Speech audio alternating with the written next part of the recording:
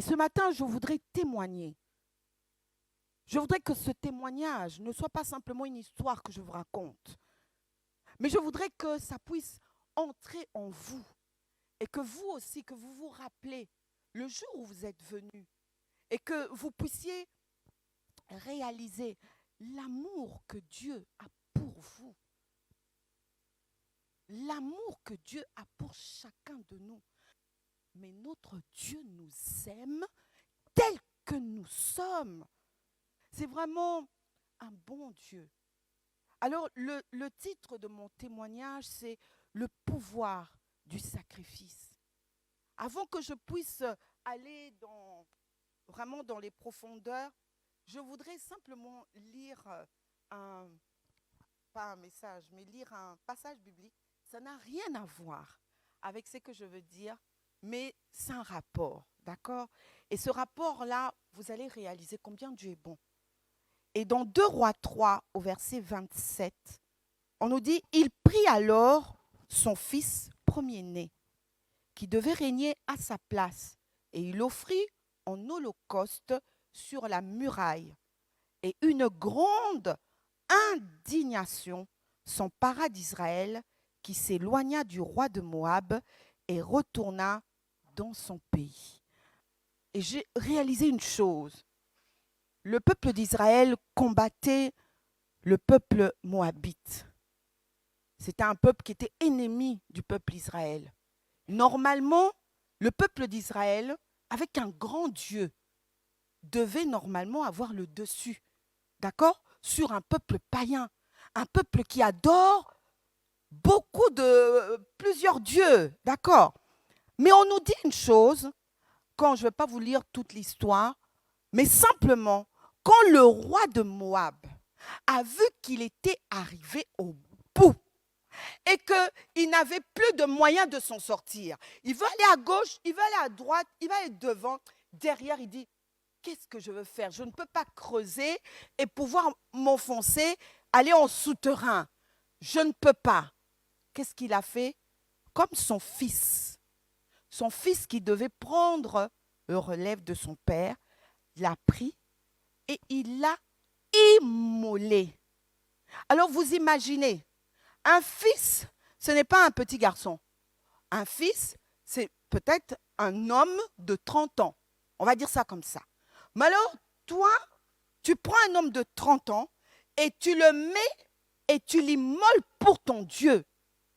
Mais on nous dit, c'est un païen, mais on nous dit que Israël, face à cet acte, Israël fut indigné, comme dégoûté. Et ils ont fait marche arrière. Donc du coup, ce roi-là, c'est comme s'il a obtenu la victoire. Vous vous rendez compte que ce sacrifice, au départ, quand je lisais ça, je me disais, mais Seigneur, mais ce n'est pas normal que le peuple d'Israël puisse s'enfuir devant un roi païen qui va sacrifier son fils. Mais au fait, c'était ce que notre Dieu comptait faire pour nous. Vous vous rendez compte la puissance du sacrifice. Un sacrifice qui a été fait dans le monde. Mais le résultat que ça a donné, tout Israël, on nous dit tout Israël, fut indigné et il recula. Et donc le roi de Moab a eu la victoire.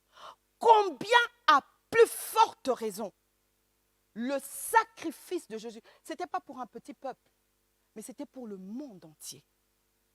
Ce sacrifice de Jésus à la croix de Golgotha, nous ne réalisons pas que c'était une offrande. Parce que s'il ne le faisait pas, il ne pouvait pas amener cette vision de shalom que nous sommes en train de dire. Vous savez, le shalom, ce n'est pas simplement salutation. Nous nous amusons à dire shalom, shalom, shalom. Mais quand nous disons le shalom, là, il faut que nous puissions dégager quelque chose. Il faut que nous pensions dans ce shalom-là, que la personne qui est à côté de toi, il a peut-être besoin de la guérison, a peut-être besoin de paix, a peut-être besoin de restauration. Au fait, dans le shalom, il y a tout. Mais notre Dieu avait cette vision. Il avait la vision du shalom pour le monde entier. Mais il a fallu qu'il fasse un sacrifice de pouvoir donner son fils unique. Pas n'importe quel fils. On nous dit que Dieu a beaucoup de fils, parce que les anges aussi, ce sont des fils de Dieu. Mais il n'a pas regardé parmi les anges en disant, bon, toi, tu ne sers pas trop. Ouais, viens, toi, viens. Tu peux aller pour... voilà. Non, il a pris le meilleur. Vous imaginez pas, pour vous, Dieu n'a pas cherché n'importe quoi. Dieu n'a pas cherché n'importe qui. Mais Dieu a pris son fils unique, celui-là qui devait prendre sa place. C'est à ce moment-là que j'ai compris le sacrifice que le Seigneur Jésus a fait en sorte de pouvoir gagner, de faire en sorte de pouvoir gagner le monde. Aujourd'hui, la chrétienté se répand partout. Alléluia. Cet acte que le Seigneur Jésus a accompli, ce n'est pas un acte qui ne a donné un résultat que pour une année, 2 années. Non, ça fait bientôt plus de 3000 ans. 3000 ans, on est déjà dans le 3000 ans. Mais imaginez depuis la première année jusqu'à aujourd'hui, le nombre de personnes qui ont été sauvées. Le nombre de personnes. Vous imaginez que ce sacrifice continue encore. Ça fait avec nous. Demain, ça sera avec nos enfants, nos petits-enfants, nos arrière-petits-enfants. Ce sacrifice parle encore jusqu'aujourd'hui. Ça, c'est le sacrifice suprême. C'est à cela que le Seigneur m'a inspiré, m'a fait voir ma vie. Vous savez, quelquefois, nous passons des moments très difficiles. Et moi, dans mes débuts de vie, je ne veux pas dire que j'avais 40 ans, j'avais une vingtaine d'années. On m'avait invité plusieurs fois à l'église, mais ça ne me disait rien. Pourquoi? Parce que je ne sentais pas le besoin. Je ne sentais pas le besoin d'avoir un Dieu. Je ne sentais pas le besoin de pouvoir être sauvé. Je ne sentais pas le besoin de pouvoir devenir chrétien. Je me sentais bien, j'avais la bonne santé, quoi encore, à cette époque-là, on a des copains, on a des copines, j'avais mon petit copain, voilà, je suis dans une famille assez aisée, je peux appeler mon père, il va m'envoyer de l'argent, donc voilà, mais pourquoi je vais aller chercher un Dieu? Si la vie m'a fait cadeau de beaucoup de choses. Amen. Donc on voit, au fait, j'étais vraiment, j'aimais vivre. Hein? Ah ça, j'aimais vraiment. Je ne sais pas si vous avez du mal, beaucoup de chrétiens ont du mal. Ah non, moi j'étais spiritus. Non, non, non, non, moi j'aimais vivre. J'aimais bien. Je suis allée en boîte une seule fois. Mais la seule fois là, j'ai détesté la boîte. C'est pas parce que non, je me disais, on est enfermé dans un petit carré là, et tout, non pas carré, hein, enfermé quelque part, et puis bon, on danse, ça ne me plaisait pas. Moi, c'était bien les fêtes à l'extérieur, voilà, qui font un peu plus de bruit, c'était ça que j'aimais. D'accord, je vivais vraiment. Comme les gens disent, ah, moi j'ai envie de vivre, laisse-moi un peu que je vive un peu. Ouais, moi je vivais, mais ce n'était pas pour longtemps. Parce que le Seigneur avait un plan pour moi. Il avait un bon plan pour moi. Et quand maintenant, j'ai eu avoir un problème avec le petit copain là, hein, je dis à toutes les jeunes filles là, les petits copains qui nous tournent la tête et qui nous font mal à la tête. Ils nous tournent la tête, après ils nous font mal à la tête. D'accord? Alors j'ai eu un problème avec ce petit copain. Je suis allée le trouver en flagrant délit. Flagrant délit. Imaginez, je n'ai pas besoin de dire tout. Et ce flagrant délit-là m'a tourné la tête. Tourné la tête, j'en pouvais plus. C'était à une époque où la famille savait, nous étions prêts à pouvoir engager nos vies ensemble. Il était d'une famille aisée, moi j'étais d'une famille aisée, donc c'était plus facile pour nous, d'accord? Mais le Seigneur avait un plan pour moi. Il m'a tout dépouillé, tout ce que j'avais comme argent, il a dépouillé.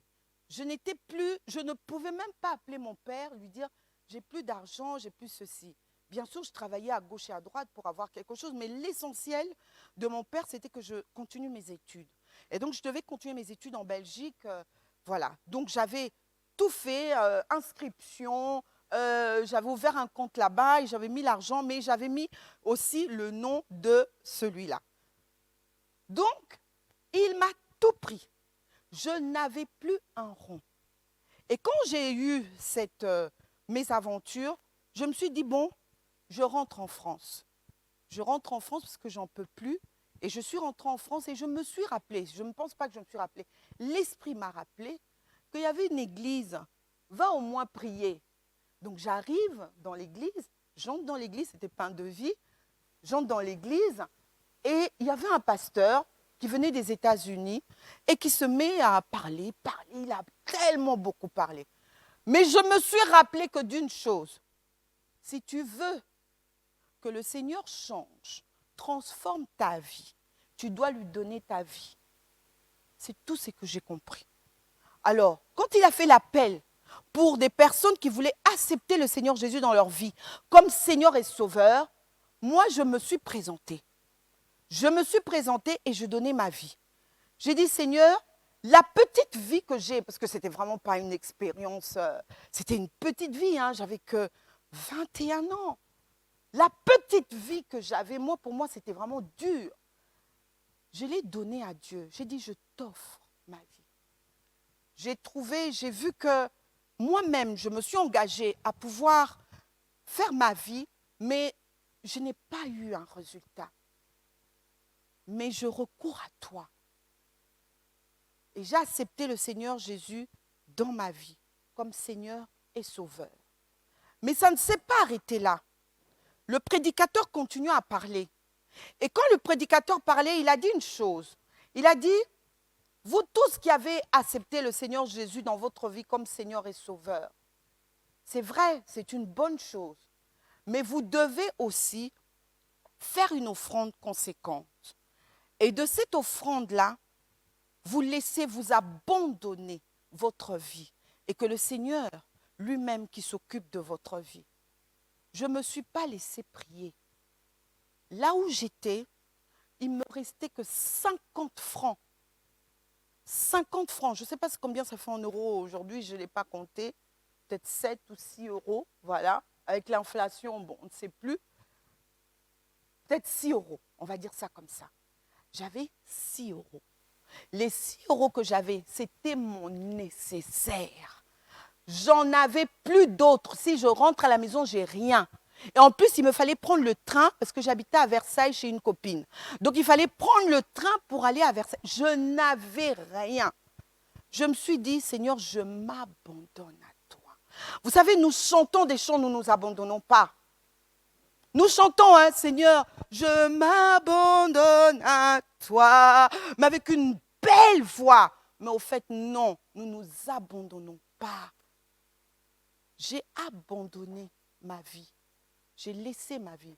Mes amis, non, Dieu est bon. Le sacrifice, vous savez, le sacrifice, c'est vraiment l'offrande qui fait mal. L'offrande qui te laisse sans rien. Je lui ai dit, je donnais ma vie à un homme. Il n'a rien fait avec ma vie. Mes parents ne peuvent rien faire pour moi. J'ai pris ma vie, j'ai donné à Dieu. Peut-être que le 6 euros là, c'est peut-être peu, mais c'était tout ce que j'avais. Et devant Dieu, c'était beaucoup. Hein. C'était beaucoup parce que ça représentait toute ma vie. Et quand j'ai donné cette offrande, quand je vous dis ce Dieu-là, comme l'offrande de cet homme-là, de ce roi Moab, de suite le Seigneur a fait. De suite. Quand je vous dis de suite, vous savez, je prie encore pour que le Seigneur agisse comme ça avec toutes les autres offrandes que je fais. Mais non, cette offrande-là dépasse. Cette offrande dépasse parce que à peine que j'avais laissé mon offrande, je suis sortie. Une personne m'a proposé d'aller me déposer. Gloire à Dieu, je n'avais pas de transport. On m'a déposé. On me dépose comme il faut. Dès que j'ai mis le pied dans l'appartement, ma copine me dit, ah, il y a une dame qui vient de t'appeler. J'ai dit, ah bon? Ah, elle a laissé son numéro, tu peux l'appeler. Je regarde, je vois que c'était une ancienne patronne. J'avais travaillé pour elle. Et parce que j'étais partie sans prévenir, elle n'a pas voulu me donner mon argent. Elle a dit, ah non, tu es partie comme ça, je ne te donne rien. Bon, j'ai dit, tant pis, hein, de toute façon, je vais me refaire une vie ailleurs. Elle m'appelle. Je l'appelle, elle me dit, Gina, est-ce que demain, tu peux venir. Si tu veux venir ce soir, il n'y a pas de souci. Tu viens ce soir ou tu viens demain, j'ai quelque chose à voir avec toi. J'ai dit, bon, je ne perds rien. Le lundi même, ma copine me donne quelques pièces, je prends le métro et tout, je pars. J'arrive chez elle, elle me fait asseoir. Elle me dit, tu sais que tu es une bonne fille. J'ai dit, ah bon? Tu es vraiment une bonne fille. Toute la nuit, je n'ai pas dormi à cause de toi. J'ai dit, ah bon? Mon cœur battait très fort. Je me suis dit, mais qu'est-ce qui se passe? En plus, j'étais un sans-papier. Donc, je me disais peut-être qu'elle a entendu que... Et puis, elle me dit, attends. Elle va, elle ouvre son tiroir, elle sort une enveloppe, elle vient, elle s'assoit, elle me dit, n'allons pas en quatre chemins. Je te dois combien? Oh, je dis, je ne sais plus. Elle me dit, si tu sais. J'ai dit, le montant un peu plus bas. Parce que je me suis dit, c'est peut-être un piège. Elle me dit, tu aurais dû dire, c'est que vraiment je te devais. Mais moi, je te donne plus. Mes amis, on m'a donné un mois de salaire. La puissance du sacrifice, on ne se rend pas compte. C'est pour ça que quand on vient à l'église et qu'on nous dit, apporter, comme tout à l'heure, le verset même était resté, apporter dans la maison des dîmes et les offrandes. D'accord? On ne se rend pas compte de cela. Et même Dieu dit, mettez-moi à l'épreuve. Ça ne veut pas dire que tu mets Dieu à l'épreuve, mais Dieu lui-même te dit, je suis responsable de ma parole. Responsable de ma parole. Et de là, de l'argent que j'avais reçu, je rentre, j'étais tellement contente. Le dimanche après, je me dis, il faut que je témoigne, il faut que... Le dimanche après, le Seigneur fait une chose. Non, dans la semaine, le mardi, j'avais fait une demande pour un travail. On m'appelle, on me dit, est-ce que je peux commencer le mercredi? Vous imaginez, le mercredi, j'ai commencé. D'accord? Le dimanche, je vais à l'église, je me dis, ah oui, gloire à Dieu, je vais témoigner. Et il y avait le pasteur Philippe, je ne sais pas si vous connaissez de Amour et Vérité, et qui était comme mon grand frère et tout. Et à chaque fois que je venais, viens ici Gina, viens ici Gina. Bon, je me mettais à côté. Après, il me dit, je vais te présenter quelqu'un. Paf, il me présente qui? Mon mari. Jusqu'aujourd'hui, c'est très fort pour moi. Et quelquefois, quand je n'en peux plus, je me mets à genoux devant Dieu, je le rappelle ce sacrifice. J'ai dit un jour, je t'ai donné ma vie. Je t'ai donné ma vie. Cette offrande continue à parler. Et à chaque fois, tu m'as dit de te mettre à l'épreuve. Je t'avais mis à l'épreuve à l'époque. Je t'ai mis à l'épreuve pour toute ma vie. Je ne t'ai pas donné la moitié de ma vie, mais toute ma vie. Mes enfants étaient dedans. Je ne connaissais pas encore mes enfants, mais mes enfants étaient dedans. Quels que soient les problèmes que je peux connaître, même dans le couple, étaient dedans et il y avait déjà la solution. Quelle que soit la maladie qui pouvait m'attraper, alléluia, mais il y avait déjà la guérison dans ce que j'avais donné. Mes amis, on ne se rend pas compte du sacrifice, de la même manière que le sacrifice de Jésus-Christ a tout accompli pour nous. Il faudrait aussi que nous aussi, dans nos vies, que nous puissions faire des sacrifices. C'est pour ça que je vous disais que l'adoration est un sacrifice. L'adoration, quand on vient devant Dieu, on se livre à ce Dieu, on s'abandonne à ce Dieu. Et comme nous n'arrivons pas à nous abandonner, le Saint-Esprit vient sur nous et nous aide. C'est pour ça que quand nous adorons sans le Saint-Esprit, ce n'est pas une vraie adoration. Le Seigneur a dit, il cherche des vrais adorateurs, ceux qui vont l'adorer en esprit et en vérité. C'est-à-dire, en esprit, c'est ton esprit qui adore, ce n'est pas ton corps qui adore. Ce n'est pas tes sentiments qui adorent, ce n'est pas ta pensée qui adore, mais c'est ton esprit. Et pour que ton esprit puisse adorer ton Dieu, tu es obligé d'avoir le Saint-Esprit dans ta vie. Sinon, tu n'arriveras pas à actionner cela. Tu n'arriveras pas. Et il dit en vérité, il faut que tu connaisses la parole. Parce que ce n'est pas parce que, par exemple, le pasteur me trouve quelque part et puis dire en vérité, je l'ai vu. Ce n'est pas cette vérité-là. Parce que lui, il ne sait pas pourquoi je me trouvais là. Il peut simplement me voir et puis raconter des choses par rapport à ça. Mais le Seigneur, la vérité, il veut dire sa parole. C'est ça la vérité. Moi, ce témoignage, je voudrais simplement que chacun de nous, que nous comprenons, que notre Dieu ne vient pas dans notre vie pour nous dépouiller. Mais au fait, ce qu'il veut faire, c'est changer nos vies. C'est transformer nos vies. Aujourd'hui, quand même, je peux envoyer un message à une de mes copines, qu'importe les copines d'avant, de ma génération. C'est avec respect. C'est avec respect qu'ils me renvoient la réponse. Et même entre eux, ils disent, ah non, non, non, elle est pasteur, il ne faut pas la parler comme ça, il faut l'accueillir comme ça. Un jour, l'homme de Dieu fait un commentaire sur Facebook, sur Messenger, et qui dit, voilà, c'était mon anniversaire, et puis il y en avait beaucoup qui disaient bon anniversaire, bon anniversaire. Et puis il fait un commentaire.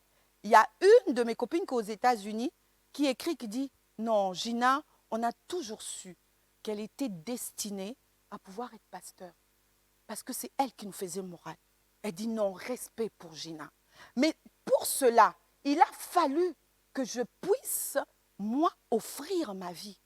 Aujourd'hui, tout ce que je fais, c'est parce que j'ai offert ma vie. Il n'y a rien de ce que je peux avoir, que je l'ai obtenu par moi-même. Il n'y a rien, mes amis. Vous savez, quelquefois, on peut regarder une personne, on se dit, oh là là, elle a de la chance. On m'a combattu. Pourquoi? Parce que j'avais un bon mari. Tu combats une personne parce qu'il a un beau mari. Mais tu ne sais pas, moi, quel sacrifice moi j'ai fait pour que Dieu me le donne. On est quelquefois jaloux d'une personne parce que tu vois que cette personne a une certaine possibilité. Non, mes amis, il n'y a rien qu'on ne vous mente pas. Il n'y a rien de ce que je peux avoir que je l'ai obtenu par moi-même. Il n'y a rien du tout. Tout j'ai obtenu, c'est mon Dieu qui me l'a donné. C'est pour ça qu'aujourd'hui, nous regardons dans nos vies, nous voyons qu'il y a beaucoup de bénédictions qui n'arrivent pas. Combien nous prions, combien nous venons mettre des offrandes, combien nous répondons à un appel, mais nous voyons qu'il n'y a pas de résultat dans notre vie. Nous ne nous posons même pas la question. Mais aujourd'hui, le Seigneur est venu pour te répondre. Parce qu'en fait, tu ne savais pas ce que tu faisais. Vous savez, je vais quand même vous expliquer parce qu'il y en a beaucoup qui ne savent pas faire la différence entre dîme et offrande. D'accord? Même quelquefois, quand on fait l'appel, on dit voilà, dîme, offrande. Il y en a d'autres qui confondent et qui mettent un peu n'importe comment. Non, non, non, non, non. Dieu est un Dieu d'ordre. Dieu est un Dieu d'ordre. La première personne qui a mis la dîme, c'est Abraham. On nous dit que nous sommes les enfants de qui? D'Abraham. Alors, si nous sommes les enfants d'Abraham, nous devons faire comme lui. Il était le premier à pouvoir mettre sa dîme. Le temps me manquerait pour pouvoir vous lire ce qui s'est passé avant qu'il puisse mettre la dîme. On nous dit simplement qu'il venait de combattre, il venait d'une guerre. Et après cette guerre, pendant qu'il rentrait, il avait bien sûr, c'est lui qui avait l'avantage, quand il rentrait, il rencontre un roi. Et quand il rencontre ce roi qui est Melchisédek, quand il le rencontre, ce roi-là l'offre le vin et le pain. Mais lui, il donne la dîme de tout ce qu'il avait. Et on nous dit dans Hébreu, ça c'est vraiment une révélation que chacun de nous, que nous devons connaître. Dans Hébreu, on nous dit que la dîme qu'il avait donnée, ce n'était pas simplement pour lui, mais la dîme qu'il avait donnée, il pensait aussi à la génération qui viendra après, la génération des Lévites, ceux-là qui seraient des personnes qui allaient récolter la dîme. Lévi, c'est le fils de Jacob. D'accord? Mais imaginez-vous que Abraham n'avait même pas encore Isaac. Et Jacob n'était même pas dans sa pensée. Mais il pense directement jusqu'à Lévi. C'est incroyable. Nous ne nous rendons pas compte que la dîme, c'est que ça peut apporter. C'est une offrande, mais c'est une offrande régulière. Pour que cette offrande ait de l'effet dans notre vie et que la bénédiction dans notre vie soit régulière, il faut aussi que nous soyons réguliers. Si tu sautes un petit peu, c'est un peu comme les antibiotiques. L'antibiotique, si tu prends, on te dit prends ça pendant 7 jours. Ne dis pas à le médecin lui aussi, je vais prendre 6 jours. Tu prends 6 jours, plus d'effet. Tu es obligé de recommencer. Amen. Et c'est cela comme la dîme. Le Seigneur lui-même s'engage avec la dîme. Les offrandes, il ne s'est pas engagé. Parce que les offrandes, ce sont des sacrifices ponctuels. Hein, ce jour-là, tu aimes un peu plus Dieu, tu vas mettre 50 €. Là, quand tu as un peu un problème, tu mets 1 €. Ben oui, mais c'est la vérité. Nous tous, on fait ça. Hein, il ne faut pas avoir honte par rapport à ça, mais il faut que nous réalisons ce que nous faisons. D'accord? Et les offrandes que nous mettons, c'est ponctuel. D'accord? Selon ce que nous avons, selon l'amour que nous portons pour notre Dieu ce jour-là. Mais pas la dîme. La dîme, c'est une obéissance. Et si nous voulons prendre Dieu par ses paroles, il faudrait que nous puissions être réguliers dans nos dîmes. Réguliers. Et c'est cette régularité qui fera que nous aurons des bénédictions régulières. Donc, quand on te parle de la dîme, dis-toi une chose, la dîme représente ton obéissance. Si réellement tu crois, si réellement tu es capable de t'abandonner à ton Dieu. Mais la plupart de nous, nous ne nous abandonnons pas à notre Dieu. Vous savez, Élie se retrouve dans une situation, cela se trouve dans le livre de Rois, 1 Roi 17, 9 à 16, on va le lire, qui se retrouve dans une situation où Dieu l'envoie vers une veuve. Peut-être aujourd'hui, la veuve d'aujourd'hui, quand toi tu regardes la veuve d'aujourd'hui, elle a des allocations. La veuve d'aujourd'hui a peut-être l'allocation veuvage, a beaucoup de moyens de s'en sortir. Mais dans le temps, la veuve, c'était la personne la plus misérable qui pouvait exister parce qu'il n'y avait plus un homme pour s'en occuper. Il n'y avait pas des allocations à l'époque. Nous aimons bien faire le rapport avec notre temps. Mais il n'y avait rien pour les veuves. Et Dieu envoie Élie, ce grand prophète qui a fait descendre le feu. Il l'envoie où? Chez une veuve. On va le lire. 1 Roi 17, verset 9. Lève-toi, va à Sarepta, qui appartient à Sidon, et demeure là. Voici, j'y ai ordonné à une veuve de te nourrir. Voilà. Il se leva et alla à Sarepta.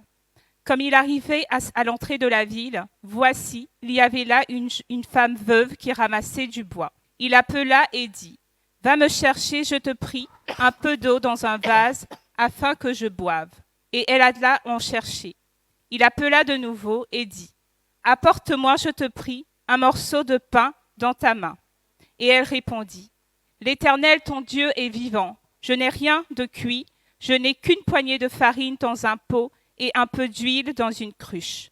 Et voici, je ramasse 2 morceaux de bois, puis je rentrerai et je préparerai cela pour moi et pour mon fils. Nous mangerons, après quoi nous mourrons. » Élie lui dit, « Ne crains point, rentre, fais comme tu as dit. Seulement, prépare-moi d'abord avec cela un petit gâteau et tu me l'apporteras. Tu feras ensuite pour toi et pour ton fils. Car ainsi parle l'Éternel, le Dieu d'Israël.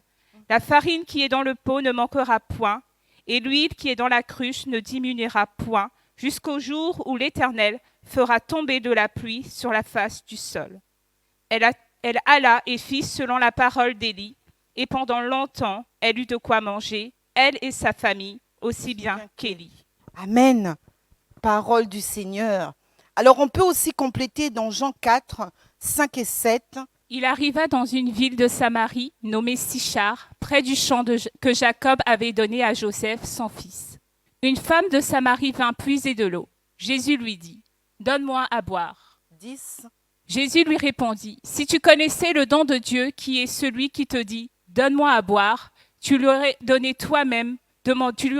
toi-même à boire, et il t'aurait donné de l'eau vive. 11. Seigneur, lui dit la femme, tu n'as rien pour puiser, et le puits est profond. D'où aurais-tu cette eau vive? 15. La femme lui dit, Seigneur, Donne-moi de cette eau afin que je n'ai plus soif et que je ne vienne plus puiser ici. Amen. Parole du Seigneur. Par ces deux passages, j'ai voulu simplement mettre le rapport entre les deux. Nous nous rendons compte que Élie, qui représente un peu Dieu qui vient dans notre vie, cette parole qui vient dans notre vie.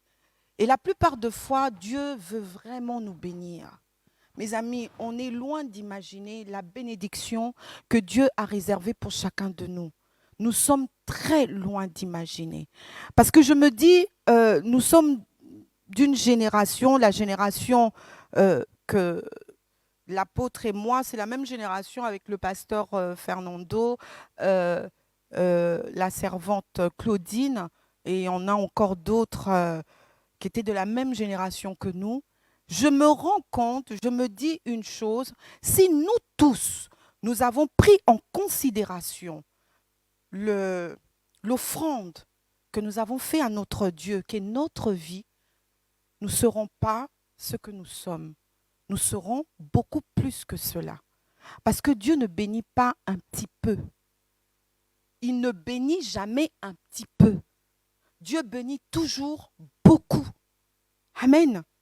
Vous savez, quand j'ai commencé à avoir mes enfants, j'avais d'abord ma première fille. Et quand j'ai voulu en avoir d'autres, j'avais déjà fait un plan. J'avais dit au Seigneur, j'aimerais 3 enfants, un garçon, 2 filles. Voilà, on fait souvent ces plans-là. Et le Seigneur, il a fait en sorte que je puisse avoir les 2 filles. Voilà. Et quand la 3e est arrivée, pour moi, c'était un garçon. Parce que bon, non, c'était une fille. Après, j'ai dit, non, c'est fini. J'ai dit au Seigneur, c'est fini. Mais le Seigneur, au fait, j'avais déjà provoqué le ciel. Je l'avais provoqué. Le fait que j'avais provoqué le ciel, il y avait encore des bénédictions qui m'attendaient. Et ces bénédictions ont fait en sorte que j'ai eu la 4e fille et j'ai eu la 5e fille. Mais cette 4e et cette 5e fille, je ne les ai pas désirées. C'était, comme on peut dire, la bénédiction en abondance, celle qui coule. Au fait, c'est ça que nous devons savoir. Le Seigneur veut que nous puissions sacrifier nos vies. Alors, il y a ces 2 femmes que j'ai voulu mettre un peu vraiment en avant, ces 2 femmes. La première, c'est, en fait, les 2 vivent des crises. Et chacun de nous, comme nous sommes là, le Seigneur fait en sorte, il fait que à chaque période de notre vie, quand il veut nous bénir de quelque chose de particulier, on n'a même pas de nom par rapport à ce qu'il veut pour nous, il fait en sorte que nous passons un moment de crise. Je ne sais pas quelle crise tu passes aujourd'hui. Observe bien ta vie. Nous n'observons pas bien notre vie. Quelle crise passes-tu? Le Seigneur ne vient jamais quand tout va bien dans notre vie. Le Seigneur, il veut nous bénir. Il veut nous apporter son shalom. Il veut une restauration. Il veut peut-être un renouvellement en nous. Il veut une guérison en nous. Mais il veut que d'abord, que nous réalisons dans quelle période nous sommes dans notre vie. Dans quelle période? Arrêtons de faire semblant. Mes amis, c'est triste pour les enfants de Dieu qui viennent tout habillés et qui ont l'impression, qui pensent qu'ils donnent l'impression qu'ils vont bien. Non. Nous n'allons pas bien. Nous n'allons pas bien. Réalisons au plus profond de nous. Quelle est la petite crise? Même si c'est une petite crise. Mais quelle crise as-tu? Les 2 femmes savaient quelle crise elles avaient. Elles savaient. Elles étaient sincères. Et quand le Seigneur s'est présenté devant eux, nous, on a l'impression que quand le Seigneur vient nous demander quelque chose, c'est lui qui a besoin. Non. Au fait, il veut que tu provoques. Il veut que tu puisses avoir la clé pour ta bénédiction. Et ça ne viendra pas de lui. Lui, il a tout le bagage qu'il faut. Et il attend que toi, tu fasses un geste. Il attend. La seule chose qu'il te demande, donne-lui sa vie, donne-lui ta vie. Mes amis, depuis que nous avons donné notre vie au Seigneur Jésus, nous nous sommes arrêtés là. C'est pour ça que les bénédictions ont du mal à pouvoir nous suivre. Vous savez, quand Abraham voulait que son fils puisse se marier, qu'est-ce qu'il a fait? Il a envoyé son serviteur, Eliezer. Il l'a envoyé dans le pays de Sarah. Et arrivé là-bas, le serviteur s'est dit une chose. Comment je saurais que cette bénédiction est pour telle femme? Je ne saurais pas.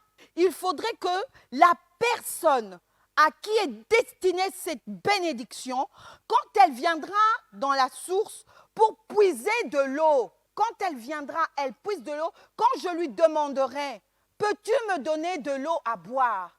Et que cette femme ne va pas s'arrêter simplement à prendre de l'eau et donner au serviteur, mais elle pensera dans sa tête, elle aura l'inspiration de pouvoir donner de l'eau à tous les chameaux. Il y en avait 10 chameaux. Vous avez déjà vu un chameau? Mais le chameau même, c'est vraiment un animal qui est quand même impressionnant. Et il ne boit pas 1 litre d'eau. Il boit 100 litres d'eau, on va dire minimum. Pour qu'il soit rassasié, il boit combien? 100 litres d'eau. Et on nous dit que cette jeune femme a puisé de l'eau pour les 10 chameaux. Mesurez maintenant. Comptez. Vous qui savez bien faire les mathématiques. Ça fait combien? Parce que quand elle est arrivée jusqu'au bout, c'est à ce moment-là que le serviteur, Eliezer de Damas, a dit, ah, la voilà. Au fait, tous ces cadeaux, c'était pour elle. Vous savez, le Seigneur a beaucoup de cadeaux pour nous. Il y a des chameaux qui attendent. Ils sont là à genoux. Parce que le chameau, ils sont en attente. Mes amis, ne le faisons pas trop attendre. Surtout pas, mes amis. Nous le faisons trop attendre. Les chameaux sont là à genoux. Parce que les chameaux, ils attendent. Ils sont soumis. Ta bénédiction est soumise à ton Dieu. Ils t'attendent quelque part. Mais ils attendent que toi, tu fasses un geste. Est-ce que nous faisons le geste qu'il faut? Cette femme n'a pas regardé, je veux transpirer.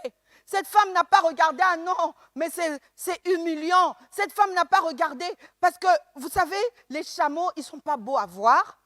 Et puis, ils peuvent faire n'importe où. Donc, cette femme s'est simplement dit, non, il faut que je puisse apporter ce qu'il faut à cet étranger. Mes amis, chaque fois que le Seigneur vient vers nous, à chaque fois que nous avons une difficulté, un problème, lui, quand il vient, il apporte une solution, mais nous sommes incapables de voir cette solution. Nous repartons tel que nous sommes venus. Mais pourquoi? C'est dommage. Nous devrions être loin, mes amis, très loin. Mais parce que simplement, nous ne savons pas la puissance du sacrifice. Cette fille s'est sacrifiée. Elle a puisé de l'eau. Je ne sais pas combien de temps ça l'a pris, mais elle a puisé de l'eau. Mes amis, même se sacrifier à l'église, c'est difficile. Même passer 2 heures de culte pour nous, c'est difficile. Venir un mardi pour la prière, c'est difficile. Aller dans une ambassade, c'est difficile. Mes amis, mais comment veux-tu avoir la clé de ta bénédiction si tu ne sais pas te sacrifier? Mes amis, toute notre vie, que ce soit de l'homme de Dieu et moi, c'était une vie de sacrifice. Je me rappelle une fois que le pasteur, sa femme venait d'accoucher et il n'y avait personne pour laver les chemises du pasteur. Moi, j'ai dit simplement à l'homme de Dieu, nous n'avons pas de machine à laver, mais je peux laver ces chemises à la main. Il m'a donné chaque semaine, il me donnait 10 chemises. Je lavais. Je le remettais, je repassais, je rendais. Aujourd'hui, c'est que lui, il l'a fait. Même quelquefois, quand je regarde les chemises de la beauté, impossible de les compter. Je regarde, je dis, mais ce n'est pas possible. Ce ne sont pas ces chemises-là que j'étais allée retirer pour mettre de l'autre côté. Mais vous imaginez, il y a tellement de choses que je peux vous dire, des sacrifices que j'ai pu faire. Je ne vais pas parler des sacrifices que l'homme de Dieu a fait, parce qu'il continue d'en faire. À chaque fois que nous sentons, vous savez, vous pouvez sentir, vous sentez que il y a quelque chose qui bloque quelque part dans votre vie. Ne restez pas là en train de prier en disant, mais Seigneur débloque, Seigneur débloque. Non, la meilleure manière de débloquer la situation, de faire un sacrifice, c'est la meilleure, il n'y en a pas d'autre. Il n'y en a pas d'autre. Le sacrifice, c'est vraiment que tu offres ta vie à ton Dieu. Tu l'offres. Et c'est ce que le Seigneur veut. Tu vois que ça soit cette femme Rebecca, elle a offert son service, mais elle a offert sans pour autant murmurer. Combien de fois nous murmurons? Nous murmurons même pour venir à l'église. Ah, mais il fallait qu'on mette le culte à 10 heures quand même.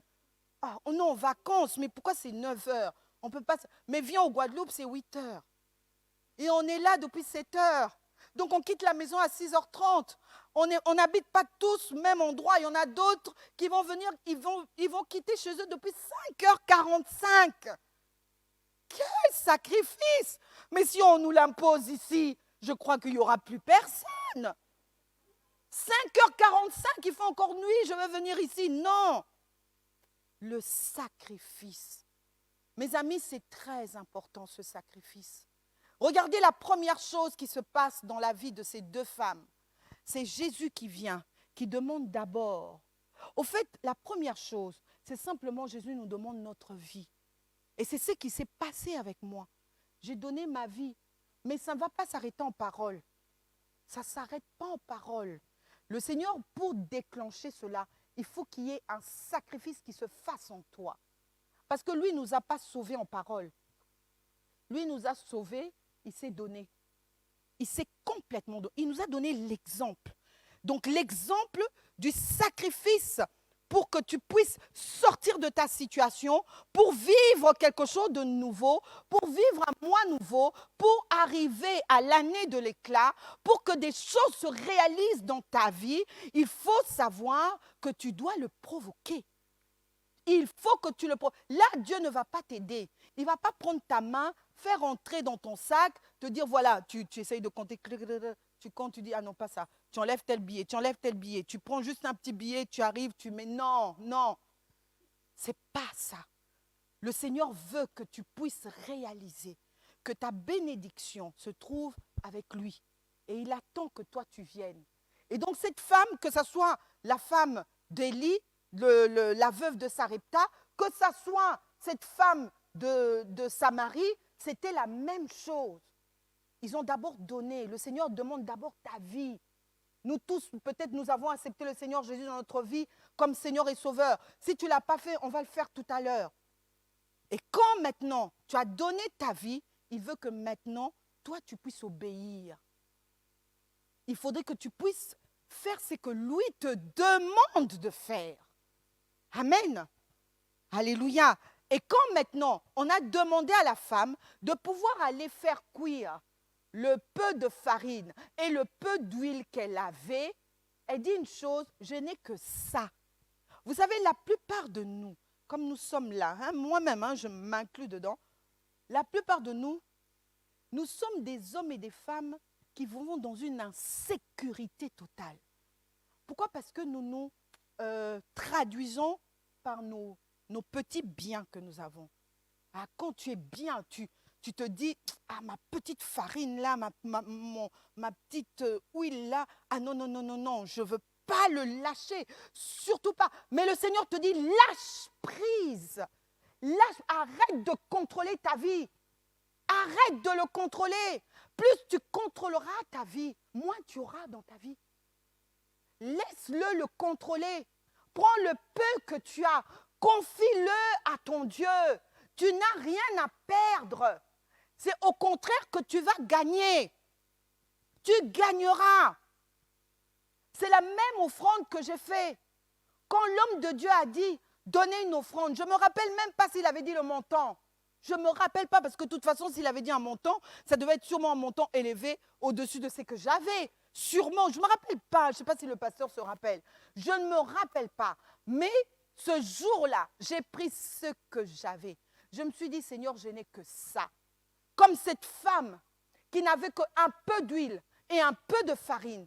Elle a dit, oui, je donne. S'il faut que je meure, je meurs. Vous pensez que le Seigneur, parce que vous lui donnez, vous allez mourir? Non. Il est derrière sa parole pour l'accomplir. C'est pour ça que je dis que c'est ici même, c'est dans la maison du Seigneur, c'est dans les églises qu'on trouve les enfants de Dieu incrédules. Parce que ceux qui sont dans le monde vont beaucoup plus vite croire que nous qui sommes ici, qui entendons la parole de Dieu. Pourquoi Dieu ne va pas envoyer Élie chez une femme qui connaissait Dieu. Mais c'est chez une femme qui ne connaissait pas Dieu. Elle était une païenne. Une païenne. Si notre Dieu, dans sa fidélité, il a pu agir avec une femme païenne, à plus forte raison avec nous, ses enfants. Pourquoi doutons-nous de Dieu? Mes amis, nous doutons de Dieu. Nous sommes incrédules. Nous pensons que c'est nous qui pouvons contrôler notre vie. Non, il n'y a que Dieu qui est capable de contrôler notre vie. Il n'y a que lui. Ne cherche pas à contrôler ta vie. Laisse-le contrôler ta vie. Et quand elle a donné, peut-être qu'avec la Samaritaine, on ne le voit pas. Mais la Samaritaine, elle a donné toute sa vie. Hein. Elle s'est offert. Elle s'est offert comment? Elle était venue pour puiser. Et on nous dit après qu'elle a laissé sa cruche. Sa cruche, ça l'a représentée elle-même. Elle a laissé sa cruche et elle est allée. Et quand elle est allée, la bénédiction du Seigneur l'a suivie. Parce que tout son village a cru au Seigneur Jésus. Nous voulons un renouveau sociétal. Avec notre comportement, avec notre façon d'être, on ne l'aura pas. Le Saint-Esprit peut te parler, mais tu vas rester ici. Tant que tu es ici, tu parles en langue. Mais quand tu sors et que le Seigneur te donne une instruction, il faut que tu le fasses. Mais comment tu vas le faire? Si tu ne crois pas en lui, tu crois que le Seigneur veut que tu ailles. Il veut que tu donnes ta vie pour les gens qui sont à l'extérieur. Et toutes les difficultés, les problèmes que toi tu connais, c'est pour que tu résous le problème des autres qui ressemble à ton problème. Mais toi, tu as déjà la solution. Tu as déjà Jésus. Mes amis, je pourrais parler très longtemps, mais ça serait pour rien. Parce que la seule chose que tu dois comprendre, le Seigneur veut que tu puisses donner ta vie. Que nous puissions renouveler notre engagement avec notre Dieu. Nous nous posons beaucoup de questions. On se dit, ah mais c'est tellement long, la bénédiction de Dieu, ça prend trop de temps pour arriver. Ça prend trop de temps. Non, ça ne prend pas trop de temps. C'est toi qui ne prends pas le temps. C'est toi, ce n'est pas Dieu. Dieu est déjà là. Dieu est déjà à l'œuvre. Dieu veut déjà bénir. Tes bénédictions sont déjà à côté de lui. Il attend que toi, tu puisses avoir la bonne clé. Et la bonne clé, c'est le sacrifice. C'est ça la bonne clé. Amen.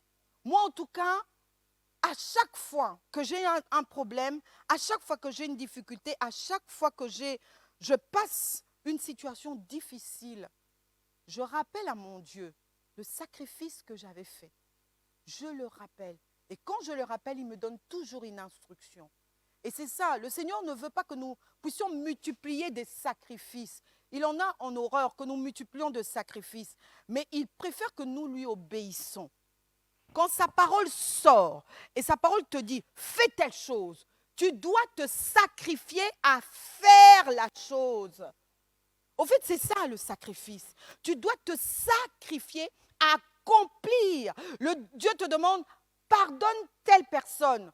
Il faut que tu te sacrifies à pardonner la personne. Tu ne dois pas te dire « non Seigneur, c'est dur, je ne peux pas ». Non, tu dois te sacrifier. Qui es-tu pour ne pas pardonner? Quand Dieu lui-même est capable de te pardonner des choses impardonnables. Mais toi, tu n'arrives pas à pardonner un humain comme toi. Tu sais que nous sommes tous faibles. Vous vous rendez compte? Il y a des choses que nous ne réalisons pas. Mais le Seigneur veut, dans sa simplicité, il veut nous apporter une restauration.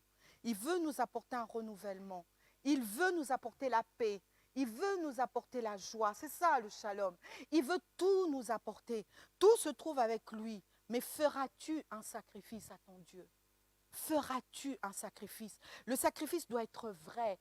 Vous avez vu au départ, je vous ai dit, ce roi-là, malgré qu'il était païen, il a fait un sacrifice. Ça l'a coûté de prendre son fils, et de le sacrifier.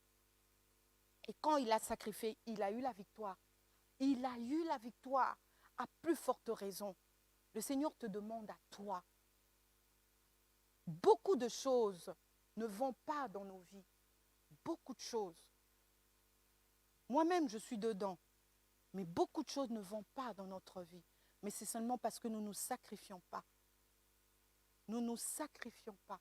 Nous disons non. Pour les jeunes, on dit ah non, moi je n'ai pas encore assez vécu. Tu n'as pas encore assez vécu, c'est vrai, tu n'as pas encore assez vécu. Mais donne ta vie au Seigneur. Tu vas mieux vivre. Tu vas mieux vivre. Mes amis, c'est ça. Souvent nous mettons, peut-être que nous sommes parents et grands-parents, on se met à mettre beaucoup de... On ouvre des comptes, hein, on dit, ah oui, comme ça, mon fils, quand il aura 20 ans, mon petit-fils, quand il aura 30 ans, il pourra s'acheter une maison sans souffrir, sans ceci, sans... Voilà, on fait plein de plans. Mais ce qui est le mieux, c'est de faire le sacrifice dans la maison du Seigneur. Vous savez, le sacrifice dans la maison du Seigneur, ça dépasse tout. Ça dépasse tout. Le Seigneur me dit une chose, que sa maison est abandonnée. Ce matin, quand je me suis réveillée, je n'ai même pas eu à chercher ce verset-là. Il dit que ma maison est abandonnée. Je ne sais pas si vous connaissez ce verset. Je sentais ma maison est abandonnée. Pourquoi? Parce que nous tous, nous vivons notre vie. Vous comptiez beaucoup sur vous et voici, vous avez eu peu. Vous l'avez rentré chez vous, mais j'ai soufflé dessus. Pourquoi? Dit l'Éternel des armées, à cause de ma maison. À cause de ma maison. Nous formons tous une maison spirituelle. Nous tous sommes là, nous représentons la maison de Dieu. Mais vous imaginez que chacun de nous fait comme il veut. La maison de Dieu sera abandonnée. Abandonnée. Et le Seigneur me dit une chose. Me dit, dis à mes enfants que les temps difficiles arrivent. Vous voyez ce qui se passe aujourd'hui, l'inflation, le temps que nous avons, comment on appelle ça, la canicule, les maladies qui sortent de partout. Le peuple de Dieu doit savoir une chose, que Dieu veut nous mettre à l'abri. Dieu veut nous mettre à l'abri. Et pour cela, il faudrait que nous puissions nous occuper de l'œuvre de Dieu. Que nous nous occupons de notre maison. Nous ne pouvons pas abandonner notre maison, courir dans notre maison personnelle en disant « Ah, je suis plus en sécurité ». Non, nous ne sommes pas en sécurité dans notre maison. Nous sommes en sécurité dans la maison de Dieu. Et si dans la maison de Dieu, nous ne savons pas s'aimer, si dans la maison de Dieu, nous ne savons pas faire de sacrifice, ce n'est pas à l'extérieur que le Seigneur va nous aider. Non. Quand cette femme, la veuve de Sarepta, s'est occupée d'Élie, c'est comme s'il s'est occupé de Dieu. Il s'est occupé vraiment de Dieu. Et quand il s'est occupé de Dieu, Dieu dans sa maison, malgré que c'était une période de famine.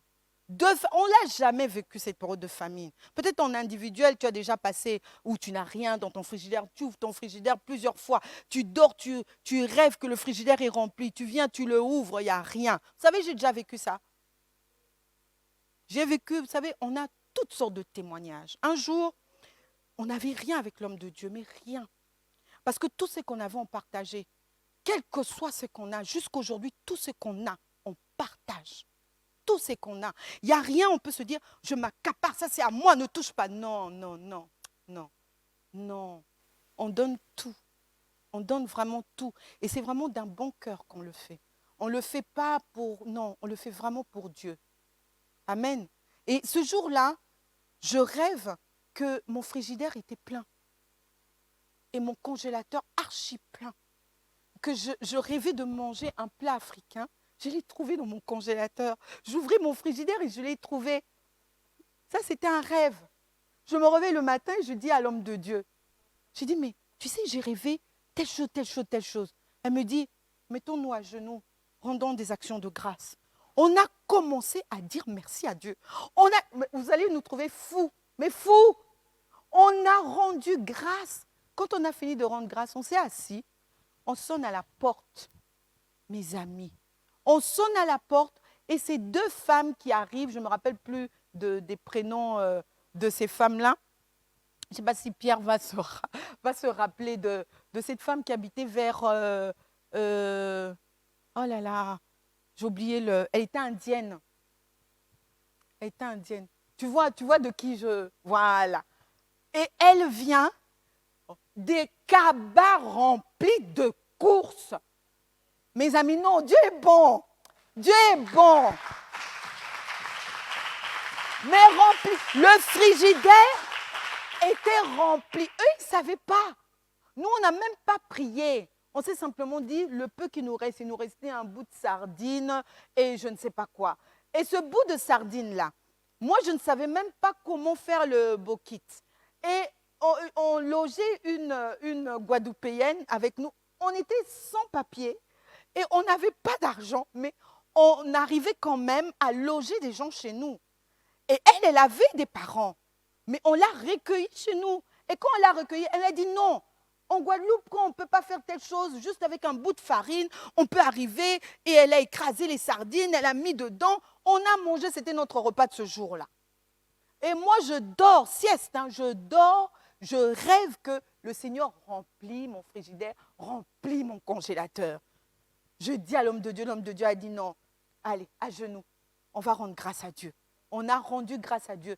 C'est la maman même de la dame qui était à la maison, qui est venue avec des courses, remplies de courses,